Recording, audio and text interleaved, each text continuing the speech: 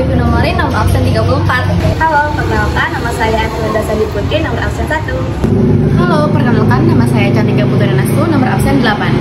Halo guys, pernah gak sih kalian dengar kata inflasi atau indeks harga pas lagi baca berita atau dengar orang ngomong? Sebenarnya indeks harga itu apa sih? Yuk dengar penjelasan dari kita. Dimulai dengan definisi, indeks harga adalah suatu tolak ukur untuk mengetahui harga barang atau jasa yang beredar dalam sistem perekonomian. Indeks harga mempunyai beberapa ciri. Apa saja sih ciri-ciri indeks harga? Yang pertama, indeks harga merupakan perbandingan harga dari waktu ke waktu. Kedua, penetapan indeks harga didasarkan pada data yang relevan. Dan yang ketiga, indeks harga ditetapkan oleh sampel dan bukan populasi. Dan yang terakhir, dihitung berdasarkan kondisi ekonominya yang stabil. Selanjutnya, indeks harga dikelompokkan jadi 5 jenis. Yang pertama yaitu indeks harga konsumen atau IHK. IHK adalah indeks harga yang menggambarkan pergerakan harga barang dan jasa pada kurun waktu tertentu. Yang kedua yaitu ada indeks harga produsen. Indeks harga produsen atau IHP adalah indeks harga yang menggambarkan perubahan pada harga produsen. Dengan demikian, indeks harga produsen dapat dijadikan indikator dini sebagai penentu harga eceran maupun grosir. Yang ketiga yaitu ada indeks harga perdagangan besar atau IHPB.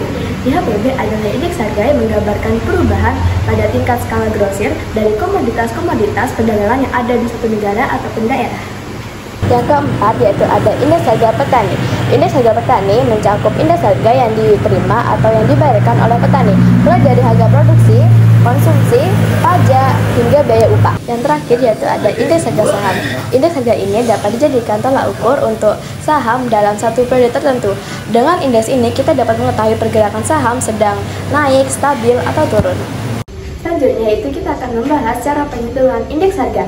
Indeks harga dapat dihitung dengan dua cara. Yang pertama yaitu ada indeks harga tertimbang, yang kedua yaitu ada indeks harga tidak tertimbang. Yang pertama yaitu ada indeks harga tertimbang dengan less Payres dengan rumus sigma PN dikali QO dibagi sigma PO dikali QO dan dikali 100%. Yang kedua yaitu dengan fase dengan rumus sigma PN dikali QN dibagi sigma PO dikali QN dan dikali 100%. Yang terakhir yaitu ada metode Marshall dengan rumus sigma PN dalam kurung QO ditambah QN dibagi sigma PO dalam kurung QO ditambah QN dikali 100%. Yang kedua yaitu ada indeks harga tidak tertimbang dengan rumus sigma PN dibagi sigma PO dikali 100%. Seperti yang kita ketahui, indeks harga selalu beriringan dengan inflasi. Indeks harga dapat menimbulkan inflasi yang sering kita temui. Sebenarnya inflasi itu apa sih? Inflasi adalah kenaikan harga barang dan jasa secara umum dan terus-menerus dalam jangka waktu tertentu. Sama halnya dengan indeks harga, inflasi juga diklasifikasikan menjadi beberapa jenis. Yang pertama adalah inflasi rendah. Inflasi tingkat ini sangat mudah dikendalikan dan tidak mengacaukan perekonomian suatu negara. Kisaran persentase per tahunnya ada di bawah 10%. Kedua adalah inflasi sedang. Inflasi tingkat ini dapat menurunkan kesejahteraan masyarakat berpenghasilan tetap. Kisaran persentasenya adalah 10% sampai 30%. Yang ketiga adalah inflasi berat. Inflasi tingkat ini dapat mengacaukan perekonomian suatu negara. Kisaran persentase per tahunnya adalah 30 sampai 100% per tahun. Adalah hyperinflation, di mana inflasi tingkat ini sangat sulit untuk dikendalikan bahkan menggunakan kebijakan moneter atau fiskal. Persentase per tahunnya adalah di atas 100%. Ada beberapa penyebab inflasi. Yang pertama, meningkatnya biaya produksi. Yang kedua, meningkatnya permintaan. Dan yang terakhir, meningkatnya peredaran uang. Inflasi yang digolongkan dengan penyebabnya. Yang pertama yaitu ada demand pull inflation. Inflasi ini dapat terjadi ketika permintaan akan suatu barang maupun jasa lebih tinggi daripada stok barang yang tersedia. Yang kedua yaitu ada cost push inflation. Inflasi ini terjadi karena adanya perubahan harga pada biaya produksi. Yang terakhir yaitu ada bottleneck inflation. Inflasi ini adalah campuran dari faktor permintaan maupun penawaran. Nah, setelah mengenali metode perhitungan tadi, coba kalian kerjakan satu soal berikut. Di soal ini terdapat harga dari beberapa komoditas dari tahun 2016 hingga tahun 2017 menggunakan metode agregatif sederhana. Metode agregatif sederhana ini metode apa sih teman-teman? Nah, metode ini sama saja dengan metode tidak tertimbang. Rumusnya adalah IA sama dengan sigma PN dibagi dengan sigma PO dikali dengan 100%.